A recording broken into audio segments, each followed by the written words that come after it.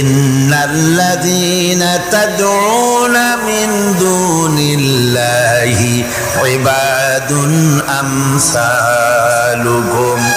আমি আল্লাহকে বাদ দিয়ে তোমরা যার অনুসরণ করো, আমি আল্লাহকে বাদ দিয়ে তোমরা যাকে ডাকো নিজের হাজাত পুরা করার জন্য, নিজের উদ্দেশ্য পুরা করার জন্য, মনস্কামনা পূর্ণ করার জন্যে, আমি আল্লাহরে বাদ দিয়ে যাদের ডাকো ওরা তোমার মতো আমার গোলাম। তুমি যেমন আমার গোলাম, ওটাও আমার গোলাম। তুমি সূর্যের পূজা করো, সূর্য তো আমার গোলাম। তুমি চাঁদের পূজা করো, চাঁদ তো আমার গোলাম। তুমি তো গরু পূজা করো, গরু আমার সৃষ্টি। তুমি তো মাটি দিয়া তৈরি করা মূর্তি বানাইয়া পূজা করো, মাটি তো আমার বানানো। তুমি কাঠ দিয়া পাথর দিয়া মূর্তি বানাও, এগুলির সামনে মাথা নত করো, ওগুলি তো আমার কাঠ আমার পাথর সব আমার। আর আমার গোলামগুলির সামনে তুমি নিজে গোলামি করার জন্য মাথা পেতে দাও, ওই গোলাম তোমার কোনো উপকার করতে পারবে না। সুতরাং আত্মমর্যাদা সৃষ্টি হয়ে যায়, শখসিয়ত পয়দা হয়, পার্সোনালিটির সৃষ্টি হয়। ইমানের এটা সবচাইতে বড় উপকার। মানুষ হীনতা থেকে, নীচতা থেকে তাকে ঊর্ধ্বে উঠায় আনা হয়। মানুষ দেখতে পায়, যদি চোখ থাকে, যদি আকল থাকে, তাহলে দেখতে পায় যেগুলির সামনে তারা মাথা নত করে ওগুলি নিজেরও কোনো উপকার করতে পারে না, অন্যকে উপকার করা তো দূরের কথা, অপরের উপকারও সে করতে পারে না। একবার আল্লাহ নবীর কাছে এক মুশরিক এসেছিলেন। একজন মুশরিক এসেছে একটা ভাঙ্গা মূর্তি নিয়ে এসেছে। হুজুর বললেন, তোমার মূর্তি ভাঙ্গা কেন? লোকটি বলল, হুজুর এটা হচ্ছে আমার খোদা, এইটারই নিয়ে আমি সব সময় থাকি, যাতে সব রকমের বিপদ থেকে আমি বাঁচতে পারি। প্রতিমধ্যে আমার পেশাব পায়খানার হাজত হলো, এই মূর্তিকে আমি রাস্তায় দাঁড় করায় রেখে চলে গেলাম। পেশাব পায়খানার কাজ শেষ করে এসে দেখি যারে আমি খোদা বলি, যে আমার যে বিপদে বাঁচাবে, তার মাথা থেকে পা পর্যন্ত একদম ভিজা। ভাবলাম নিশ্চয়ই কোনো বরকতের পানি ছাড়া আর কি হতে পারে। এটাকে বরকতের পানি মনে করে আমি যখন চাটা আরম্ভ করলাম, চাটতে গিয়ে দেখি কেমন টক টক লাগে, আর একটা উৎকট একটা দুর্গন্ধ, অ্যাসিডের মতো ঝাঁঝালো গন্ধ। জিনিসটাকে চিন্তা করলাম, পানিটা যদি বরকতের হবে তাহলে তো এরকমের গন্ধ হওয়া উচিত না। পরে এদিক ওদিক তাকায় দেখি দূরে একটা কুকুর দাঁড়ানো আছে, আর তার নিচের থেকে পানি টপকাচ্ছে। তখন বুঝলাম যে এটা কোন বরকতের পানি। কয়, হুজুর মেজাজটা খারাপ হয়ে গেল, ঠ্যাংটা ধরে একটা আছাড় মারলাম। কুত্তার পেশাব দিয়া তুই নিজেরে বাঁচাইতে পারিস না, আমারে বাঁচাবি কেমন? ওর জেহেন খুলে গেছে। হুজুর সাল্লাল্লাহু আলাইহি ওয়াসাল্লাম হেসে দিলেন। হাদিস শরীফে এসেছে, এই একদিন হুজুর হেসেছিলেন যখন তার দন্ত মোবারক সব বিকশিত হয়েছিল। হুজুর বলছেন, আমার কাছে কেন এসেছো তোমার এই ভাঙ্গা খোদারে নিয়ে? লোকটি বলছে, হুজুর আমি বুঝতে পেরেছি, আমি তো ভুলের মধ্যে ডুবেছিলাম, আমি বুঝতে পেরেছি এগুলি তো আসলে কিছুই না, আমি সত্যের সন্ধানে এসেছি, সত্যের আলোকে আমাকে পৌঁছে দেন। নবীজি পড়লেন, পড়ো লা ইলাহা ইল্লাল্লাহু মুহাম্মাদুর রাসূলুল্লাহ। এরা আপনাকে কি সাহায্য করবে? ও তো নিজের সাহায্যই করতে পারে না। কথা ঠিক কিনা? জোরে বলেন, পারে না। নিজেরই নিজে বাঁচাতে পারে না, আপনারে বাঁচাবে কেন? এই জন্য ইমান যখন আনে, ইমানের সবচাইতে বড় উপকারিতা হচ্ছে মানুষকে আত্মমর্যাদা দিয়ে দেয়। তার সম্মান, নিজের সম্মান সে বোঝে, সে বুঝতে পারে যেহেতু ক্ষমতা দুনিয়ায় কারো নাই, ক্ষমতার মূল উৎস আমার আল্লাহ রাব্বুল আলামিন। আল্লাহ পাক বলেছেন, আন্নাল কুওয়াতা লিল্লাহি জামিআ। সমস্ত ক্ষমতার উৎস কে? আল্লাহর নবী বলেছেন আল্লাহর সৃষ্টি নৈপুণ্যতা সম্পর্কে যদি কোনো বান্দা 1 ঘন্টা চিন্তা করে, 1 ঘন্টা যদি গবেষণা করে, চিন্তা করে, রব্বুল আলামিন তার আমলনামায় 60 বছরের নফল ইবাদতের সওয়াব লিখে দেন। জোরে বলেন সুবহানাল্লাহ। আল্লাহ পাক এই সমস্ত কথা বলে এখন ওই ফর্মুলা বলতেছেন যে আসলে আমার বান্দা হওয়ার জন্য, খাঁটি বান্দা হওয়ার জন্য তার কয়েকটি বৈশিষ্ট্য থাকতে হবে। আল্লাহ পাক এখানে 8টি বৈশিষ্ট্য বর্ণনা করেছেন। আল্লাহর খাঁটি বান্দা হওয়ার জন্য বৈশিষ্ট্য কয়টা লাগবে? 8টি। বেহেশত কয়টা? বেহেশত কয়টি? আল্লাহ পাক বৈশিষ্ট্য বানিয়েছেন 8টি। এখানে 8টি বৈশিষ্ট্যের কথা বলা হয়েছে। মহান আল্লাহ রাব্বুল আলামিন বলেন ওয়াইবাদুর রাহমানিল্লাযীনা ইয়ামশুনা আলাল আরদি হাওনান ওয়া ইযা খাতাবাহুমুল জাহিলুন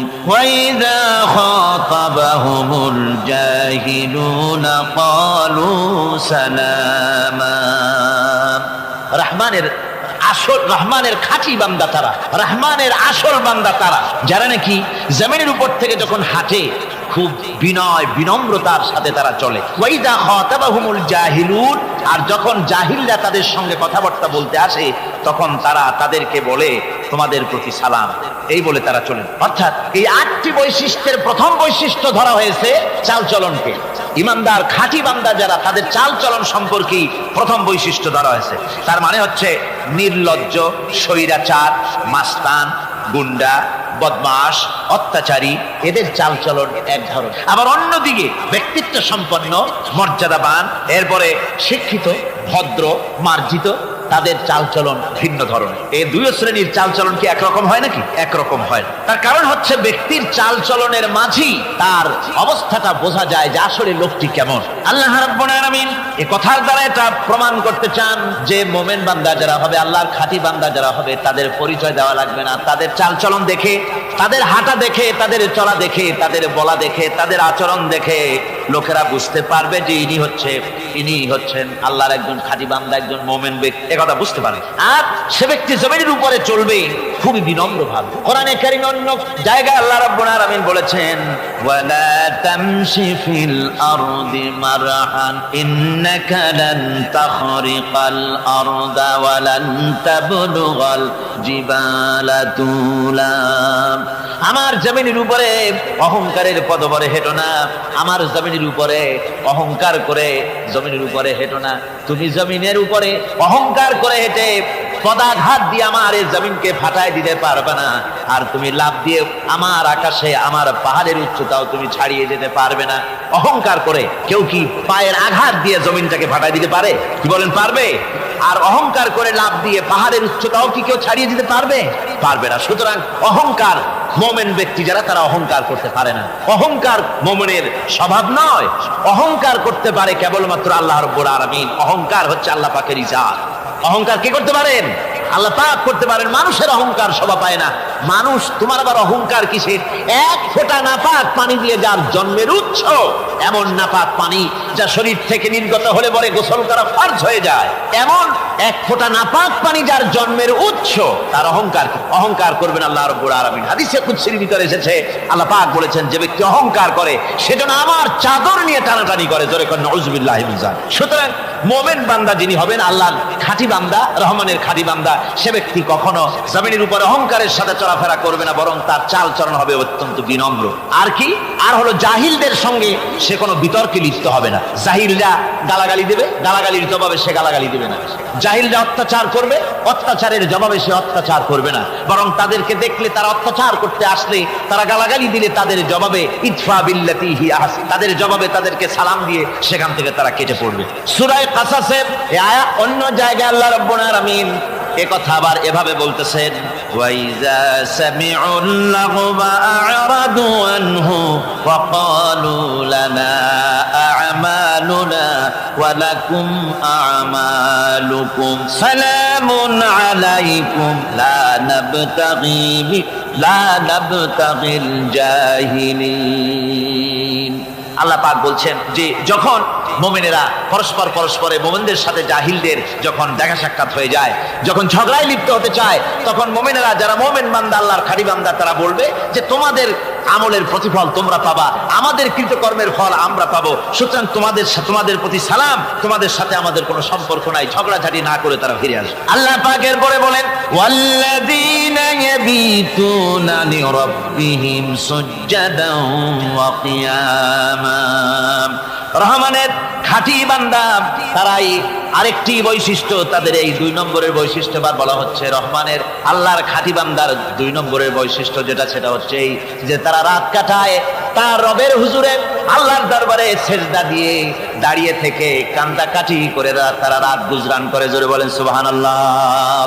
আর এর বিপরীত যারা তারা রাত কাটায় রাতের বেলা মদ জুয়া সিনেমা গান বাজনা অশ্লীলতা নাটক হাবিজাবি গল্প গুজব করে তারা তাদের রাত কাটায়। আর যারা মোমেন বান্দা আল্লাহর বান্দা যারা খাঁটি বান্দা তারা এই রাত তারা আল্লাহর ইবাদতের ভিতর থেকে কান্দাকাটির মধ্য দিয়ে দাঁড়িয়ে দাঁড়িয়ে অথবা সেজদার ভিতরে তারা তাদের রাত কাটিয়ে দেয়। কোরআনে কারীম আল্লাহ রাব্বুল আলামিন এই কথা এভাবে বলেছেন তাতাজাফা জুনুবুহুম আনিল মাদাজি ইয়াদউনা রাব্বাহুম খাওফান ওয়া তামআন। আমার মোমেন বান্দারা তাদের পার্শ্বদেশ এবং পৃষ্ঠদেশ বিছানার উপরে বেশি রাত থাকে না, তারা তাদের রবের প্রতি রবের ভয় আল্লাহর ভয় আশা এবং আশা পোষণ করে। আর তারা আল্লাহকে ভয় করে তারা বিছান থেকে নিজের পিঠকে আলাদা করে নিয়ে তারা রাতের বেলায় আমার কাছে কান্দে, আমার কাছে দোয়া করে, তারা কান্দে ইবাদত করে। সূরা যারিয়াতের ভিতরে রব্বুল আলামিন বলতেছেন কানু ক্বালিলাম মিনাল লাইলি মা ইয়াহজাউনা ওয়া বিল আসহারি হুম ইস্তাগফিরুন। আমার এই মুমিন বান্দাগুলি আমার খাঁটি বান্দা যারা তারা সারা রাত ঘুমায় না, রাতের একটা অংশ মাত্র তারা ঘুমায়, সারা রাত ঘুমায় না, একটা অংশ তারা ঘুমায় আর বাকি অংশটুকু শেষ রাত্রে তারা ওঠে আর আমার দরবারে তারা কান্দে, মাপ চায় আর কাঁদতে থাকে, চোখের পানি ফেলতে থাকে। আল্লাহ রাব্বুল আলামিন শেষ রাত্রে প্রথম আকাশে আসেন। হাদিস শরীফে এসেছে প্রথম আকাশে আল্লাহ রাব্বুল আলামিন এসে দুনিয়ার মানুষকে ডাকেন, কে আছো গুনাহ করে জীবন বোঝাই করে ফেলেছো, নাফরমানি করেছো, গুনাহ করেছো অথবা বিপদে পড়েছো, ঋণগ্রস্ত হয়ে পড়েছো, অসুবিধায় পড়েছো, মামলা মকদ্দমায় পড়েছো, আমার কাছে মাপ চাও, আমার কাছে সাহায্য চাও। এই সময় যে সমস্ত বান্দারা আরামের ঘুমকে হারাম করে আল্লাহর দরবারে কাঁদতে থাকে, তাহাজ্জুদের নামাজ আদায় করে যখন হাত তুলে কাঁদে, আল্লাহ পাক তখন এই দৃশ্য দেখে ফেরেশতাদের বলেন, ও আমার ফেরেশতারা আমার ওই বান্দাগুলি কাঁদে কেন? সমস্ত মানুষ যখন ঘুমানো এই বান্দাগুলি কাঁদে কেন বলো? ফেরেশতারা বলে আল্লাহ তুমি তো ভালো করে জানো। ফেরেশতারা বলে আল্লাহ পাক বলবেন তবুও তোমাদের মুখ থেকে শুনতে চাই। ফেরেশতারা তখন বলবে রব্বুল আলামিন তোমার বান্দা গুনাহ করেছে, জাহান্নামের ভয়তে তোমার কাছে কাঁদতেছে, তোমার ভয়তে কাঁদে, জাহান্নামের ভয়তে কাঁদে। আল্লাহ জিজ্ঞেস করেন ফেরেশতারা ওরা যে আমার ভয়তে কাঁদে ওরা কি আমারে দেখছে নাকি? ফেরেশতারা বলেন না খোদা তোমারে দেখে নাই। আল্লাহ পাক বলেন ওরা আমার যে জাহান্নামের ভয়তে কাঁদে ওই জাহান্নাম তারা দেখেছে নাকি? ফেরেশতারা বলে না আল্লাহ তোমার জাহান্নাম ওরা দেখে নাই, তোমার বেহেশত কিছুই দেখে নাই। আল্লাহ পাক বলেন আমার ফেরেশতারা এই বান্দাগুলি আমার দুজক দেখে নাই, আমাকে দেখে নাই, হাসর মিজান সিরাত কিছুই দেখে নাই, শুধু কোরআনের কথা শুনে, আমার নবীর কথা শুনে, আমার কোরআনের কথা শুনে বিশ্বাস করে আরামের ঘুমকে হারাম করে কিভাবে কাঁদতেছে তাকায় দেখ। আমার রহমতের দরিয়ায় জোশ মেরে গেছে, তোরা সাক্ষী থেকে যা, আমার ওই ক্রন্দনরত বান্দাগুলিকে আমি আল্লাহ মাফ করে দিলাম। আমার ভাইরা আল্লাহ পাক বলেন আম্মান হুয়া কানিতুন আনা আল-লাইলি সাজিদাও ওয়া কাইমা। আল্লাহ রাব্বুল আলামিন বলেন সিজদার ভিতরে আর দাঁড়ানোর ভিতরে আমার এই বান্দাগুলি আখিরাতে আমার সঙ্গে দেখা করা লাগবে এই ভয়তে, জাহান্নামের ভয়তে তারা কাঁদে, এভাবে কাঁদতে থাকে। আর আল্লাহ পাক ওই সময় তাদের গুনাহ মাফ করতে থাকেন। কোরআনে কারীমের ভিতরে আল্লাহ পাক বলেন সারা রাত ঘুমাতে আল্লাহ নিষেধ করেছেন, সারা রাত যেন ঘুমায়ো না, পাইকারি ধরে ঘুমায়ো না, একটু জাগো। ওয়াজকুর ইসমা রাব্বিকা বুকরাতাও ওয়া আসীলা। সকাল এবং সন্ধ্যায় তোমার প্রভুর তোমার রবের জিকির করো, স্মরণ করো। وَمِنَ اللَّيْلِ فَاسْجُدْ لَهُ وَسَبِّحْهُ لَيْلًا طَوِيلًا। তোমার রাতের বেলায় রাতের একটা অংশ সেজদায় অবনত হও, আর রাতের দীর্ঘ সময় ঘুমায় থেকো না, হয় একটা লম্বা সময় ঘুমাও, কিন্তু একটা অংশ রাখো যে সময় তুমি আমার দরবারে সেজদায় পড়ে যাবে, কাঁদবে। আমার বন্ধুগণ, রাতটা ওয়াজআলনাল লাইলা সুবাতা, আল্লাহ রাব্বুল আলামিন ওয়াজআলনা সুবাতাও আছে, ওয়াজআলনান নাওমা সুবাতা ওয়াজআলনাল লাইলা লিবাসা, ঘুমকে বানাইছেন আল্লাহ শান্তির বাহন, আর রাতকে করেছেন আচ্ছাদন। রাতকে কি করেছেন? আচ্ছাদন। রাতকে একটা পর্দা লাগিয়ে দিয়েছেন, রাতের পর্দা। যেহেতু প্রেম ভালোবাসা ঢোল পিটায় করা যায় না। ঢোল পিটায় প্রেম করা যায়? যায় না। মানুষকে দেখায় দেখায় প্রেম ভালোবাসা করা যায় না। এটা হলো দুনিয়ার রীতিনীতি। দুনিয়ায় যেটা মানুষেরা করে, আসল সবচাইতে বড় ভালোবাসার পাত্র হলেন আল্লাহ, মাশুক হলেন আল্লাহ, আশেক হলো মানুষ। আশেক এবং মাশুকের ভিতরে প্রেম বিনিময় হবে, ভালোবাসার আদান প্রদান হবে, কথোপকথন হবে। এজন্য দিনের কোলাহলপূর্ণ অবস্থায় তা হয় না বলে রব্বুল আলামিন বলেন, আমি তোমাদের জন্য রাতকে একটা আচ্ছাদন, একটা পর্দা বানায় দিয়েছি। এই রাতের পর্দার ভিতরে থেকে আমারে ডাকো, আমাকে আমার কাছেই তুমি আমাকে ডাকো, একটা লম্বা সময় নিয়ে আমাকে বলতে থাকো, আমাকে ডাকতে থাকো। আল্লাহ পাক তার নবীকেও বলেছেন, ইয়া আইয়ুহাল মুযাম্মিলু কুমিল লাইলা ইল্লা কালিলা, হে চাদর আচ্ছাদিত ব্যক্তি, রাত্রিকালে সালাতে দণ্ডায়মান থাকো, কিন্তু কম, সারা রাত জাগার দরকার নেই। একটা অংশ জাগো যখন তুমি আমার জন্য কাঁদবে, আমার জন্য সেজদায় পড়ে থাকবে। রাসূল পাক সাল্লাল্লাহু আলাইহি সাল্লাম তাহাজ্জুদের নামাজি সেজদায় পড়ে থাকতেন, রাতে ঘন্টার পর ঘন্টা চলে যেতেছে। হযরত আয়েশা বলেন, আমি মনে করতাম সেজদায় এমন ভাবে রাসূল পড়েছেন আর ওঠেন না, আমার মনে হতো হুজুর বুঝি ইন্তেকাল করে গেছেন। আমি রাসূলের পায়ের আঙ্গুল ধরে আস্তে করে চাপ দিতাম, হুজুর তাতে একটু ব্যথা পেয়ে আঙ্গুল নাড়া দিতেন, তখন আমি মনে করতাম আল্লাহর নবী বিদায় হন নাই, বেঁচে আছেন। আবার কখনো দাঁড়িয়ে দাঁড়িয়ে নামাজের ভিতরে তেলাওয়াত করতে করতে রাত শেষ হয়ে যেত, আমার মনে হতো এই দাঁড়ানো থেকে হুজুর বুঝি আর রুকুতে যাবেন না। আবার যখন রুকুতে যেতেন মনে হতো এই রুকু থেকে আর বুঝি সেজদায় যাবেন না। আবার যখন সেজদায় যেতেন মনে হতো এই সেজদা থেকে রাসূল বুঝি আর উঠবেন না। সুবহানাল্লাহ। সাহাবায়ে কেরাম জিজ্ঞেস করতেন, হে রাসূল, হযরত আয়েশা জিজ্ঞেস করে, হে রাসূল, আপনি এত কাঁদেন কেন, এত ইবাদত করেন, এত রাত জাগেন? হযরত আয়েশা বলেছেন, আল্লাহ নবী দাঁড়িয়ে দাঁড়িয়ে তেলাওয়াত করতে করতে, দাঁড়িয়ে দাঁড়িয়ে নামাজ পড়তে পড়তে পাও মোবারক, কদম মোবারক এমন ভাবে ফুলে যেত, সকালবেলায় জুতার মধ্যে পাও ঢুকতো না। সুবহানাল্লাহ। এইভাবে রাসূল পাক কষ্ট করতেন। জিজ্ঞাসা করতে, এত ইবাদত কেন করেন? আপনার তো আগের পিছের সমস্ত গুনাহ আল্লাহ মাফ করেছেন, কোনো গুনাহ আপনার নাই। তবু আল্লাহ বলে দিয়েছেন, নবী আপনার আগের পিছের সব মাফ, তারপরেও এত কাঁদেন কেন? আল্লাহ নবী বলেছেন, ও সাহাবীরাও, আমার স্ত্রীরা শোনো, আমি কি আমার বান্দার, আমি আমার আল্লাহর শুকরগুজারকারী বান্দায় কি আমি পরিণত হব না? যে আল্লাহ আমাকে এত নিয়ামত দিয়েছেন, আমি কি সেই আল্লাহর শুকরগুজার হব না? রাসূলুল্লাহ এভাবে কাঁদতেন।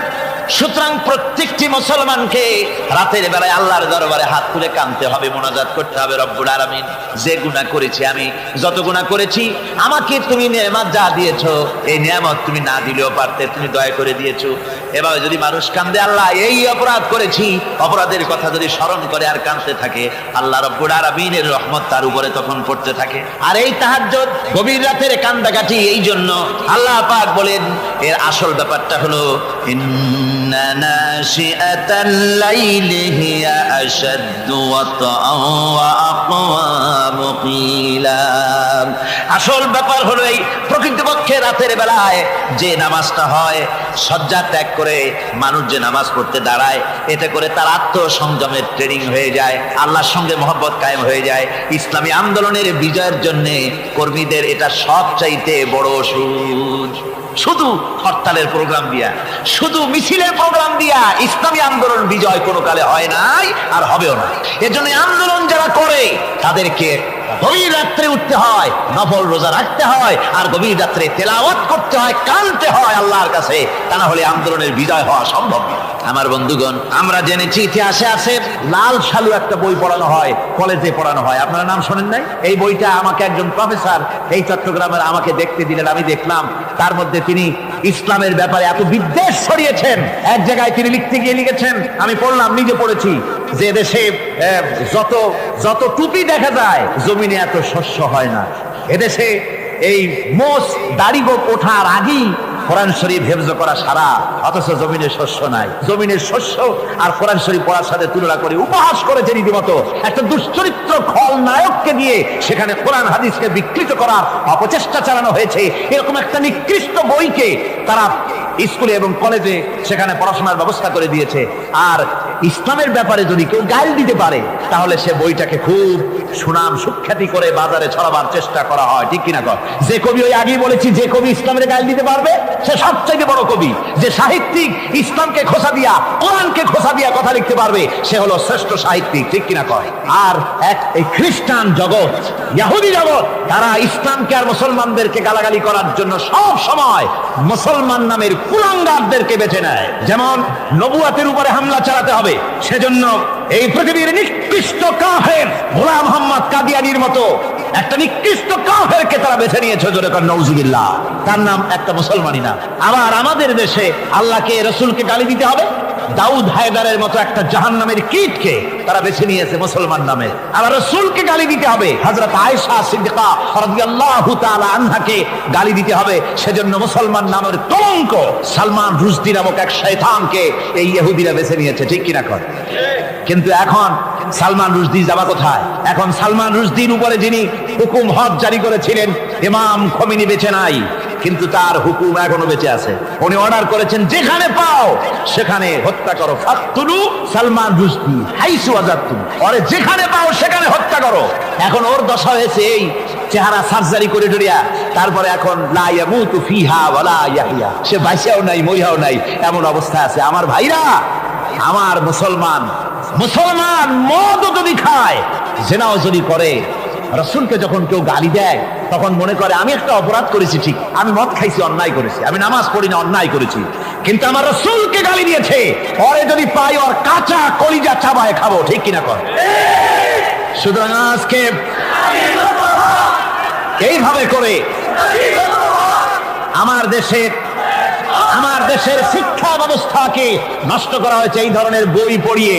এবং এক শ্রেণীর শিক্ষক আছেন যারা কলেজ ইউনিভার্সিটিতে অপ্রাসঙ্গিক ভাবে ইসলামকে গালাগালি করে, আল্লাহকে গালি দেয়, ইসলামকে গালি দেয়, মুসলমানদেরকে গালি দেয়। বরদাস্ত করতে পারি না। বলি বন্ধুরা, ইসলাম যদি ভালোই না লাগে তাহলে নামটা মুসলমানি নাম রাখছেন কেন? ঘোষণাটা দিয়ে দেন, আমরাও জানাজা না পড়াবার হাত থেকে বেঁচে যাই, ঠিক কিনা?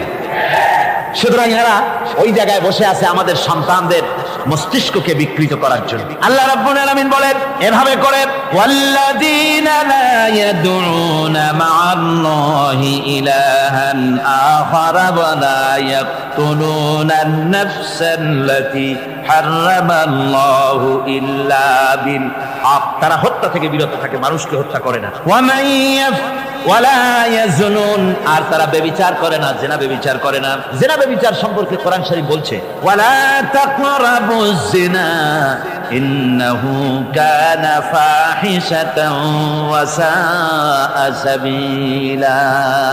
জিনা করা তো দূরের কথা, আল্লাহ পাক বলছেন জিনার নিকটবর্তী হয় না। জিনার নিকটবর্তী মানুষ হয় কিভাবে? জিনার নিকটবর্তী হওয়ার জন্য কতগুলি উপকরণ এবং উপাদান আছে। তা হচ্ছে অশ্লীল নৃত্য গীত, তা হচ্ছে যৌন আবেদনমূলক পত্র পত্রিকা, তা হচ্ছে অশ্লীল ছায়াছবি, তা হচ্ছে নারী সৌন্দর্যের প্রদর্শনী। এই সব জিনিসগুলি মানুষকে জেনার দিকে আকৃষ্ট করে। এসব কি আমাদের সমাজে চালু আছে? আমাদের সমাজে আছে? তো জেনার উপকরণ কি কি বললাম? জেনার উপকরণ হচ্ছে সহশিক্ষা, জেনার উপকরণ হচ্ছে নারীর সৌন্দর্য প্রদর্শনী, জেনার উপকরণ হচ্ছে অশ্লীল পত্র পত্রিকা এবং অশ্লীল ছায়াছবি। এগুলি মানুষকে জেনার দিকে আকৃষ্ট করে, উদ্বুদ্ধ করে। এসব আমাদের সমাজে চালু আছে।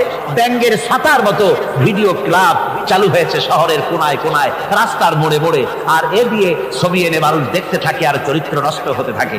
এরপরে রয়েছে সহশিক্ষার ব্যবস্থা, রয়েছে নারীদের বেপরদিগি সৌন্দর্যের প্রদর্শনী, আর রয়েছে যৌনাবেদনমূলক পত্র পত্রিকা। আর পত্র পত্রিকার কাজই হচ্ছে এখন যৌন সুশ্রী দেওয়া আর ইসলামকে গালি দেওয়া। বর্তমান সরকারের আমলে 1991 সনের জানুয়ারি থেকে শুরু করে, যখন সরকারের স্থিতিশীলতা ছিল না, জানুয়ারি ফেব্রুয়ারি মাস থেকে নিয়ে আজ পর্যন্ত বর্তমান সরকার প্রায় 138টি সাপ্তাহিক, পাক্ষিক, মাসিক, দৈনিক পত্রিকার ডিক্লারেশন দিয়েছেন। এতগুলি পত্রিকা, আর সমস্ত পত্রিকায় ওনারা ঘোষণা করেছেন যে আমরা সাংবাদিকতার সর্বোচ্চ স্বাধীনতা দিয়েছি। আর এই সর্বোচ্চ স্বাধীনতার সুযোগ নিয়ে প্রত্যেকটি পত্রিকা অলমোস্ট প্রায় প্রত্যেকটি পত্রিকা ইসলামকে গালি দিচ্ছে। আর কিছু পত্রিকা সমাজে চালু হয়েছে, বাংলাদেশে চালু হয়েছে ভারতের রয়ের টাকায়। ভারতের রয়ের টাকা দিয়ে যে পত্রিকা, দৈনিক এবং সাপ্তাহিক পত্রিকা চালু হয়েছে, তার ভিতরে রয়েছে দৈনিক ভোর এবং আজকের কাগজ, সাপ্তাহিক পূর্বাভাস। ভারতের রয়ের টাকা দিয়া পরিচালিত এই কাগজগুলি গোটা বাংলাদেশের জাতি সত্তাকে দ্বিধা বিভক্ত করার জন্য সর্বাত্মক প্রচেষ্টা তারা চালাচ্ছে। এরা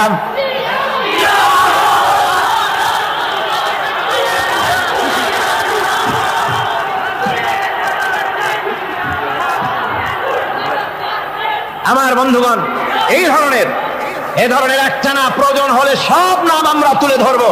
ভারতের টাকা দিয়ে, ভারতের রয়ের টাকা দিয়ে তারা এভাবে পত্রিকা তৈরি করে গোটা বাংলাদেশের স্বাধীনতা, সার্বভৌমত্ব এবং অস্তিত্বের উপরে আঘাত হানতেছে। শুধু তাই নয়, তারা ইসলামের উপর আঘাত হানছে। আলেম এবং পীরদের বিরুদ্ধে বক্তব্য তারা পত্রিকার ভিতরে সমালোচনামূলক কথাবার্তা তারা লিখছে। এমন একটা সাপ্তাহিক পত্রিকা কম পাবেন যেখানে ইসলামকে, ইসলামী আন্দোলনকে কিছু না কিছু খোঁচা মারা না হচ্ছে। ঠিক কিনা কথা যারা বলেন, ঠিক কিনা? তো এইভাবে করে তারা ষড়যন্ত্র চালিয়ে আমি সেদিন ঢাকায় বলেছিলাম যে বর্তমান মহিলা সরকার চলছে বলে আমরা কথা বলছি না, কিন্তু আমাদের একটা ধৈর্য আছে। আমরা সরকারকে সময় দিচ্ছি এগুলি কন্ট্রোল করার জন্য। শাসনতান্ত্রিক অ্যাকশন নেওয়া উচিত গভর্নমেন্টের। শাসনতন্ত্রে কি আছে? শাসনতন্ত্রে, সংবিধানে, কনস্টিটিউশনে লেখা আছে যে নাগরিকদের কোন ধর্মীয় অনুভূতিতে আঘাত লাগতে পারে এমন কোন কথা, এমন কোন বক্তব্য কেউ লিখতেও পারবে না, বলতেও পারবে না। সেটা দণ্ডমূলক শাস্তি, এটা শাস্তি হবে তার। এ ধরনের কথা লেখা আছে। এটা লেখা থাকা সত্ত্বেও যারা ইসলামের বিরুদ্ধে কথা বলে, পত্রিকার মাধ্যমে যারা এগুলি লেখে, এগুলির বিরুদ্ধে গভর্নমেন্টের হাত দিতে, অ্যাকশন নিতে অসুবিধা কোথায়? আমরা সময় দিচ্ছি সরকারকে, তারা এই জিনিসগুলি দেখুক এবং অ্যাকশন নিক। যদি তা না হয় তাহলে জনগণের তো ইসলামের, এদেশের মুসলমান বৃহত্তর জনসংখ্যা, জনগোষ্ঠী হচ্ছে মুসলমান। ইসলামের বিরুদ্ধে, তার আল্লাহর বিরুদ্ধে, রসুলের বিরুদ্ধে, মুসলমানদের সবচাইতে প্রিয় জিনিসগুলির বিরুদ্ধে কেউ যদি কথা বলে, মুসলমানেরা তা বেশি দিন বরদাস্ত করবে না।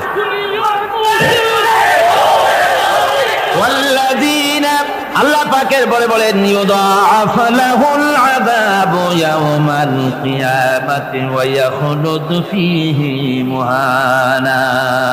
এই সব কাজ যারা করবে, আল্লাহকে বাদ দিয়ে যারা আল্লাহকে বাদ দিয়ে অন্যকে মাবুদ বলে ডাকবে আর হত্যা করবে, জিনা করবে, আল্লাহ বলেন তাদেরকে কিয়ামতের দিন পুনঃ আযাব দেওয়া হবে। আর তাদেরকে ওয়া ইয়াখলুদ ফীহি মুহানা, তারা বড় লাঞ্ছনার জীবন যাপন করবে, সেখানে লাঞ্ছনার সাথে তারা বসবাস করবে। ইল্লা মান তাবা ওয়া আমানা ওয়া আমিলা আমালান সালিহান ফাউলাইকা ইউবাদদিলুল্লাহু সাইয়্যাতিহিম হাসানাত ওয়া কানা আল্লাহু গফুরার রহিমা। ইল্লা মান তাবা, এই সমস্ত আযাব থেকে বাঁচবে কারা? বাঁচবে সেই সব লোক যারা তওবা করেছে এবং নেক আমল করেছে। ফাউলাইকা ইউবাদদিলুল্লাহু সাইয়্যাতিহিম হাসানাত, আল্লাহ রাব্বুল আলামিন তাদের অন্যায় ত্রুটিপূর্ণ কাজগুলিকে ভালো দিয়ে বদলে দিবেন। সুবহানাল্লাহ ওয়া বিহামদিহি। ওয়া কানা আল্লাহু গফুরুর রহিমা, আর আল্লাহ পাক হচ্ছেন বড় ক্ষমাশীল এবং দয়াবান।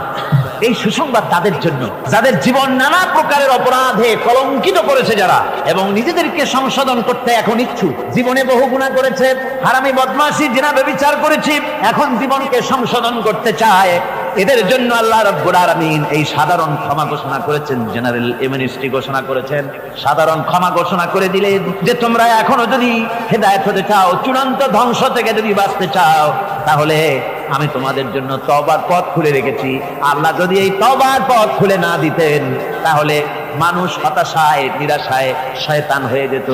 তার মানে আরো পাপ করত। যখন আর কোনো গুনাহ যখন মাফই হবে না, তখন আর কি করা যায়? আরো বেশি পাপের মধ্যে লিপ্ত হয়ে যায়। আমার ভাইরা, আল্লাহ রাব্বুল আলামিন মানুষের জন্য তওবা করার জন্য, গুনাহ মাফের জন্য দরজা খুলে রেখেছে। ইবনে জারীর তাবারীর একটি বর্ণনা এসেছে, হযরত আবু হুরায়রা রাদিয়াল্লাহু তাআলা আনহু তিনি বলছেন যে আমি ইশার নামাজ পড়ে মসজিদে নববী থেকে ইশার নামাজ পড়ে ঘরে আসতেছিলাম। ঘরে আসার সময় দেখি আমার দরজার কাছে একজন মহিলা দাঁড়ান। সে আমাকে সালাম বলল, আমি তাকে তার সালামের জবাব দিয়ে ঘরের মধ্যে প্রবেশ করলাম। কিছুক্ষণ পরে মহিলা দরজায় নক করলেন। আমি দরজা খুলে জিজ্ঞেস করলাম কি চাও? তিনি বললেন যে আমি শয়তানের ওয়াসওয়াসায় পড়ে জিনা করেছি এবং এই জিনা করার পর আমি গর্ভবতী হয়েছি, এরপরে একটা সন্তান হয়েছে, আমি সেই সন্তানকেও মেরে ফেলে দিয়েছি, এখন আমার বাঁচার পথ, আমার এখন এই গুনাহ মাফ হওয়ার পথ। হযরত আবু হুরায়রা রাদিয়াল্লাহু তাআলা আনহু বলছেন যে অসম্ভব, তোমার এই গুনাহ মাফ হবে। মহিলা তখন যাওয়ার সময় কাঁদতে কাঁদতে কপালে আঘাত করতে করতে যাচ্ছিল যে আরে শরীরের এই রূপ, এই যৌবন, এই সৌন্দর্য কি তৈরি হয়েছিল জাহান্নামের আগুনে জ্বলার জন্য?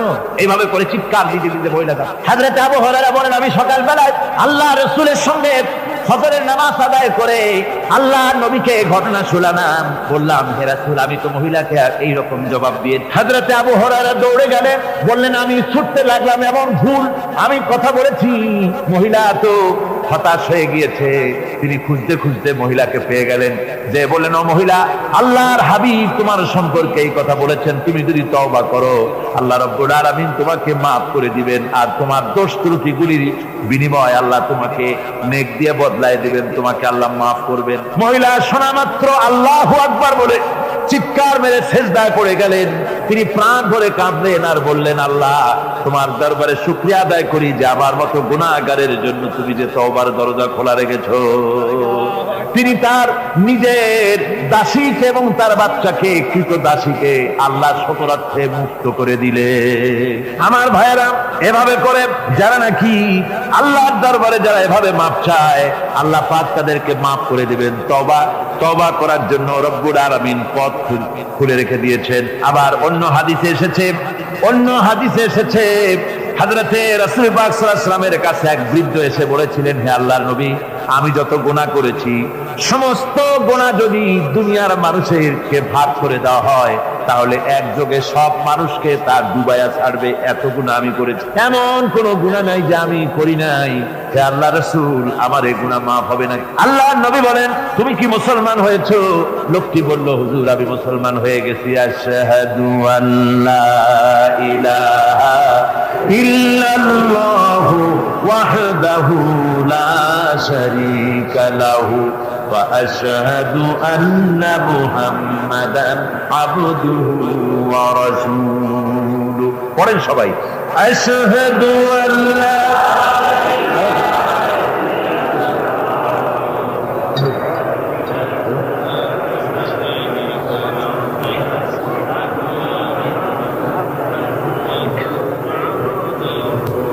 ওই লোকটি যখন কলেমা পড়লেন, বললেন আমি মুসলমান হয়েছি। আল্লাহ নবী বলেন, শোনো আল্লাহর বান্দা, তুমি যখন কলেমা পড়েছো তোমার পেছনের তামাম জিন্দেগির সমস্ত গুনাহ খাতা আল্লাহ রাব্বুল আলামিন মাফ করে দিয়েছেন। শুধু মাফ করেন নাই, আরো কি করেছেন? ওয়ায়ুবাদদিলুল্লাহু সাইয়্যাতিহিম হাসানাত। দোষ ত্রুটি তোমার যা আছে, যে ব্যক্তি তওবা করে আল্লাহর পথে চলে, নেক আমল করে, পেছনের জীবনের দোষ ত্রুটি যা করেছেন সবগুলির বদলে আল্লাহ রাব্বুল আলামিন নেকি লিখে দিবেন। জোরে বলেন সুবহানাল্লাহ।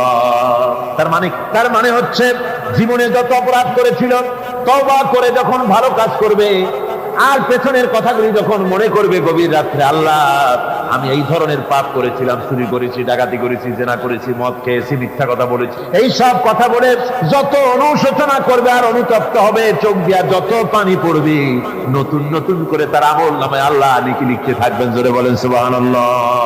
রব্বুল আলামিন তার বান্দাকে এত ভালোবাসেন, একজন সাহাবী কতগুলি পাখির বাচ্চা নিয়ে রাসূলের কাছে হাজির হয়েছেন।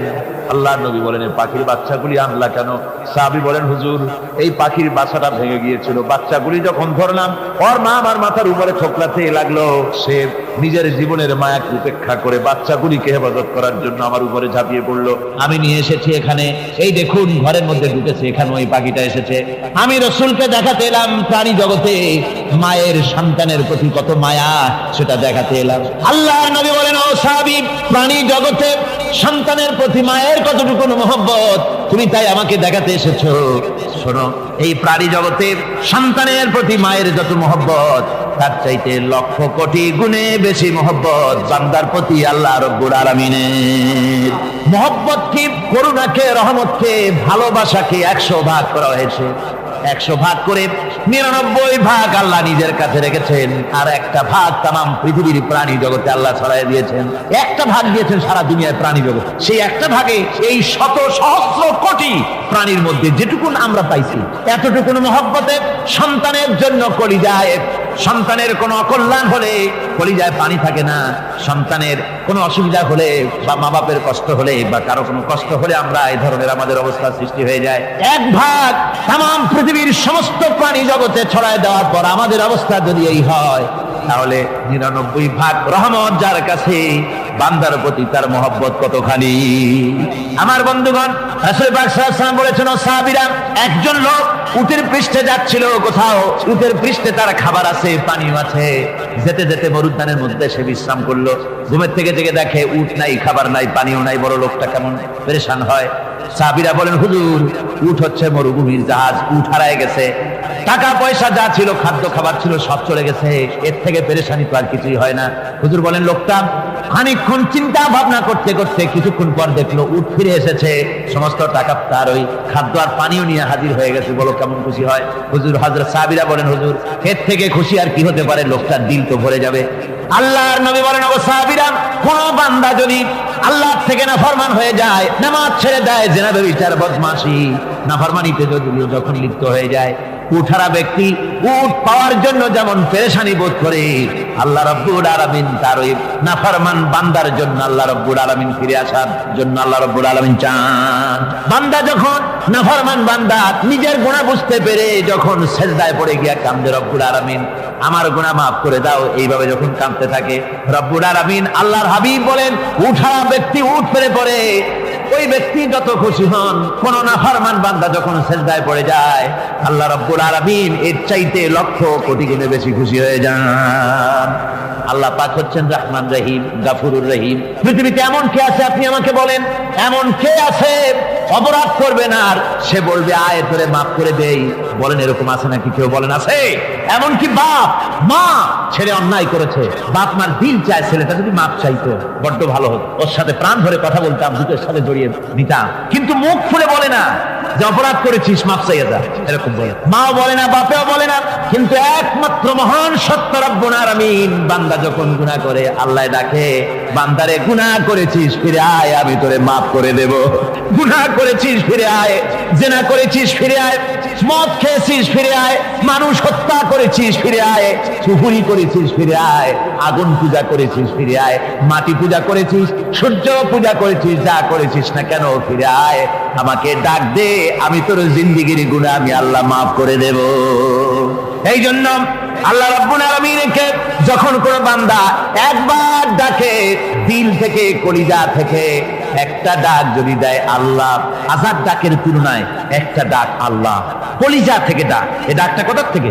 কলিজা থেকে। দিল সে जुबान निकलती है, असर रखती है, पर नहीं मगर ताकते परवास रखती है। অন্তর থেকে যে কথা বেরোয় তা প্রভাব বিস্তার করে। কলিজা থেকে যদি কেউ ডাক দেয় আল্লাহ, কলিজার একটা ডাক আলাদা না? বলেন আলাদা কিনা? কলিজা থেকে ডাক, বলেন না সবাই আল্লাহ। কলিজা থেকে একটা ডাক যদি কেউ ভাবে আল্লাহকে ডাক দেয় আল্লাহ, আল্লাহ রাব্বুল আলামিন বান্দা যখন একবার ডাক দেয়, আল্লাহ তখন 70 বার লাব্বাইক বলেন, 70 বার সাড়া দিয়া বলে, বান্দা কি চাও, আমি তোর কাছে হাজির, কি চাস বল, আমার আমি মাফ করে দেব। সুতরাং আল্লাহ রাব্বুল আলামিন বলছেন, আমার কাছে ক্ষমা চাও, মাফ চাও, আমার কাছে মাফ চাও, যত মাফ চাইবে আমি মাফ করে দেব। পৃথিবীতে এমন কেউ নাই যার কাছে বেশি চাইলে তিনি খুশি হবেন। আল্লাহ রাব্বুল আলামিন এমন এক সত্তা, যার কাছে যত বেশি চাওয়া যাবে তিনি তত বেশি খুশি হবেন। হর হমেশা দেনে কো वो तैयार है, जो न मांगे उससे वो बेजार है। যত বেশি চাওয়া যায় আল্লাহর কাছে, আল্লাহ তত খুশি হন। আর যে ব্যক্তি চায় না আল্লাহর কাছে, আল্লাহ তার উপরে বেজার হয়ে যায়। ওয়ামান তাবা ওয়া আমিলা সালিহান ফাইন্নাহু ইয়াতুবু ইলাল্লাহি মাতাবা। আর যারা তওবা করে, নেক আমল করে, তার আল্লাহর দিকে ফিরে আসে, যেমনটি তার আশা উচিত তেমন ভাবে সে আল্লাহর কাছে ফিরে আসে, তার মানে হলো তওবা মাফ, তওবা কবুল করার জন্য, গুনাহ মাফ করার জন্য পৃথিবীতে কেউ নাই। আছে কেউ? গুনাহ কি কেউ মাফ করতে পারে? দুনিয়ায় কেউ পারে? আকাশে কেউ পারে? আল্লাহ ছাড়া কেউ গুনাহ মাফ করতে পারে? যদি মানুষ তওবা করে, রব্বুল আলামিন বলেন, সে এমন ভাবে তওবা করে আল্লাহর কাছে ফিরে এসেছে যেখানেই তার আশা উচিত, এই জায়গা ছাড়া আর তার কোনো যাওয়ার জায়গা নাই।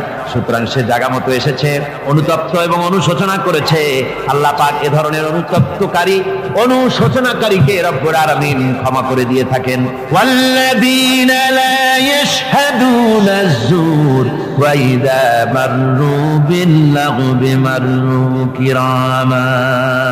আর যারা মিথ্যার সাক্ষ্য হয় না, রহমানের বান্দা তারা যারা মিথ্যার সাক্ষ্য